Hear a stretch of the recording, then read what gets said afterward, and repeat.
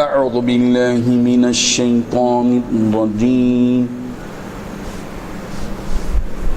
بسم الله الرحمن الرحيم الرجال قوامون على النساء بما فضل الله بعضهم على بعض وبما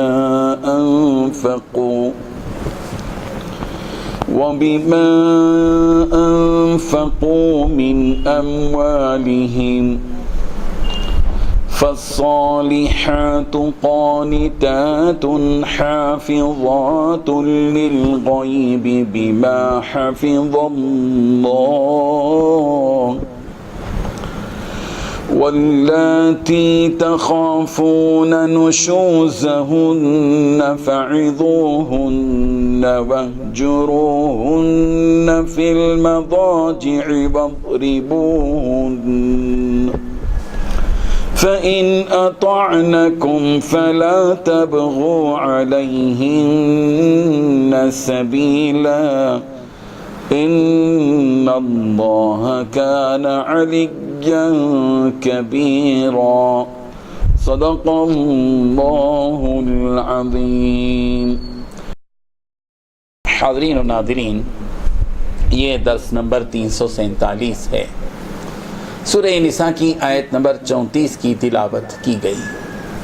لفظی ترجمہ دیکھیے.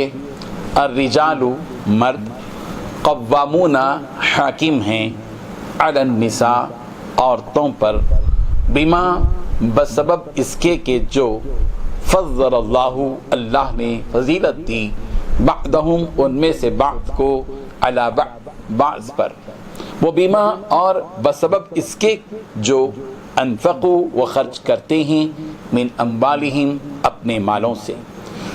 فالصالحات پس نیک عورتیں، قانتات فرما بردار ہوتی ہیں، حافظات حفاظت کرنے والیاں ہوتی ہیں، للغیبی پیٹھ پیچھے، بما حفظ اللہ بسبب اللہ کی حفاظت کے.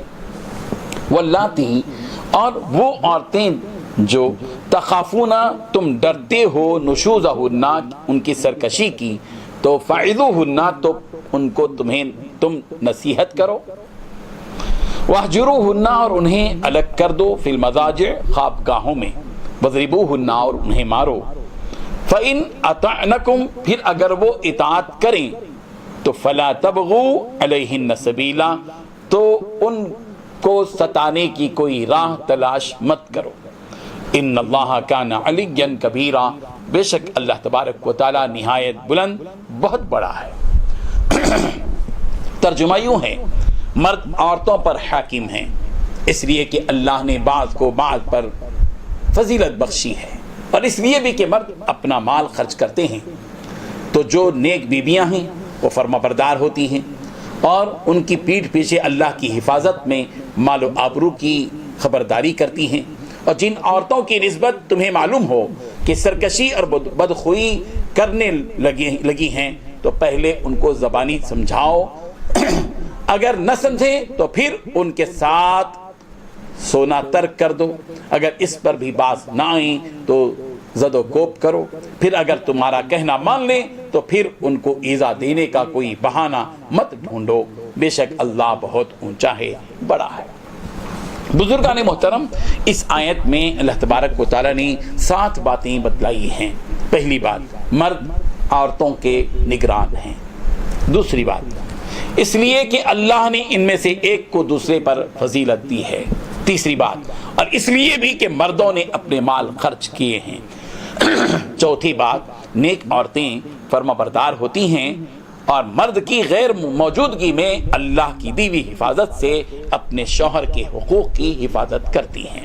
نمبر 5، جن عورتوں سے تمہیں سرکشی کا خدشہ ہو تو پہلے انہیں سمجھاؤ. نمبر 6، اور اگر سمجھانے سے کام نہ چلے تو انہیں خوابگاہوں میں تنہا چھوڑ دو.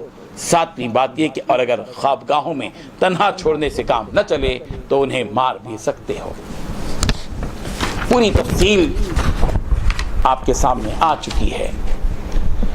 اس آیت کا شان نزول یہ ہے، ایک شخص نے اپنی بیوی کو तमाचा मार दिया। नबी करीम सल्लल्लाहु अलैहि वसल्लम का ज़माना था।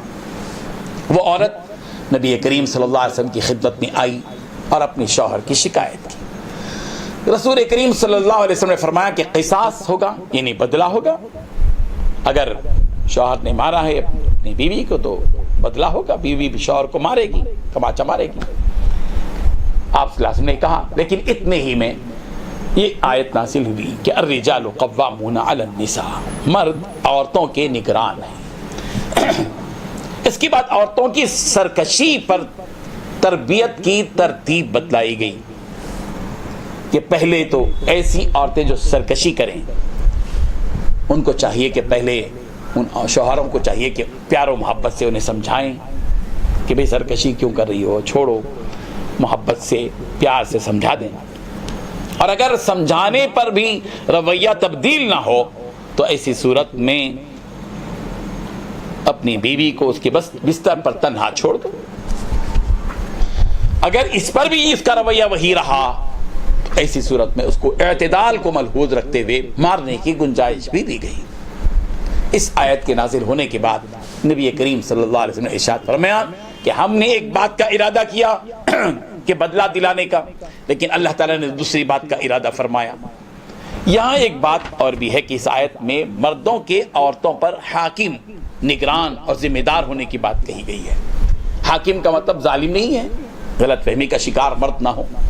मर्द औरत के हाकिम है। हाकिम जो होता है हकीकी, वो बहुत हमदर्द होता है, खैरखा होता है, रियाया का खैरखा होता है, वही असली हाकिम है। इसी तरह मर्द हाकिम है का मतलब यह है कि मर्द औरतों के साथ खैरखाही का बर्ताव करने वाले, मसलिहत के साथ, हिकमत के साथ, उनके साथ अच्छा बर्ताव करने वाले होते हैं। अगर वो डांटते भी हैं, कुछ हिकमत के साथ डांटते हैं, उनकी तरबियत के लिए डांटते हैं। इसलिए मर्दों को और मर्दों के औरतों पर हाकिम होने की दो वजूहात बताई। एक वजह तो ये कि अल्लाह ताला का इख्तियार है कि वो जिसको चाहे, जिस पर चाहे फजीलत अता करे। अल्लाह ताला ने मर्दों को औरतों पर फजीलत बख्शी। चूँकि मर्द उम्मन समझदार होते हैं और उनकी फ़िक्र में बहुत कुछ नशे व फराज आता रहता है, वो पेश आने वाले हालात के फैलाव और उसकी गहराई को अच्छी तरह समझते हैं।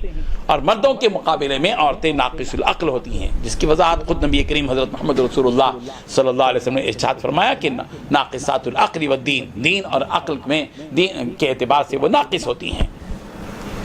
तो इसलिए एक बात तो ये बता दी गई कि मर्दों को औरतों पर फजीलत, इस एक वजह तो ये है कि अल्लाह ताला की दीवी आता है, अल्लाह ताला ने मर्दों को औरतों पर फजीलत बख्शी है। दूसरी ये कि मर्दों को औरतों पर फजीलत या मर्द हाकिम इसलिए भी है कि वो अनफक़ू, मर्द अपनी मेहनत का माल औरतों पर खर्च करते हैं। दिन भर बेचारा जाता है, सर्दी में, गर्मी में, बारिश में, रात में, दिन में जाता है, मजदूरी करता है, सरत व हिरफत में या मुलाजिमत में या कारोबार में, सफ़र में, हज़र में, हर तरह की कोशिश करता है और जो कुछ के नफ़ा हासिल होता है घर पर खर्च करता है, बीवी पर, बच्चों पर, उनकी तालीम पर, उनके इलाज महारेज पर, उनके खाने पर, उनके रोटी कपड़े और मकान पर खर्च करता है।